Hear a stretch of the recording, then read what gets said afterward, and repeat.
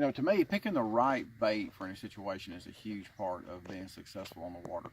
And it's oftentimes easier to pick baits. Um, some are more obvious than others, I think. Like, take spinner baits, for example. You know, if I'm going to go fish somewhere that's muddy and cold, I'm going to throw a Colorado blade spinner bait. If I'm going to go fish somewhere that's drinking water clear and it's warm, I'm going to throw a double willow leaf. And I think pretty much all of us really kind of understand and agree that whole concept. But the category of baits that I think probably has gotten the least amount of attention as far as trying to select the perfect bait for the perfect situation are jerk baits. And I don't think people realize just how situation specific jerk baits can be. A jerk bait to me can be one of the most finicky things that there is if you don't have the right cadence, the right depth, the right speed, the right pound test line. It's like it can just it can take all those little equations to be successful, but when you put it all together, it can be just lights out. Over the last several years, jerkbaits have become increasingly popular in the early summer during the post-spawn and even in fall, whereas a long time ago they were really just considered to primarily be wintertime and pre-spawn type baits. But these are 4 different jerkbaits from Jackal, and I'm going to go through them and kind of maybe give you some insight on which jerkbait I picked for which situation and why. This is the rearrange. This is a Squad Minnow 95. This is a Dow's Vito, and this is a DD Squirrel. So we basically got 2 deep diving jerkbaits here and 2 standard size or standard depth running jerkbaits.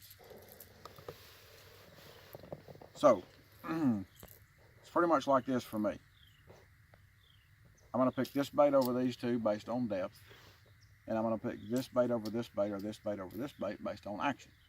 Obviously, these 2 baits are going to get deeper than these 2 baits. So if I'm trying to achieve a certain depth or a deeper depth, one of these 2 baits is always going to get the call over one of these. Now, so if you take the 2 deeper baits and you just compare them, if you look at the Dow Vito compared to the Squirrel, the Dow Vito has a more pointed out lip, and what that causes this bait to do is have a much more erratic, much more aggressive, I would say, action in the water. It's got more left to right, it's got a faster dart, making it an excellent jerkbait in real clear water, especially in the warmer months of the year. If I want a jerkbait that goes deep and I'm looking to throw it in the warm months of the year where fish want that more aggressive movement in a bait, this is the jerkbait that's going to get the call.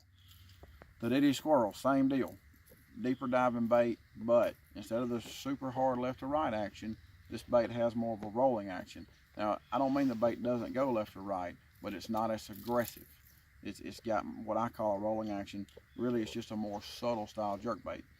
Making this my choice when you have colder weather, water temperatures, below 60, and you have a need to get the bait deeper. Same thing applies to the rearrange and the Squad Minnow.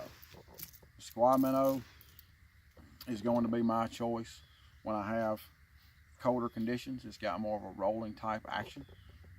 It's better for those fish that are a little bit finickier.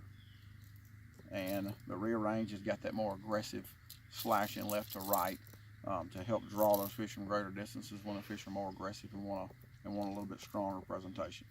So, we all pay so much attention to our tackle when it comes to what top water bait we throw. Do we throw a walking bait or a popping bait, etc., or what style spinner bait do we throw, blade combinations and things of that nature.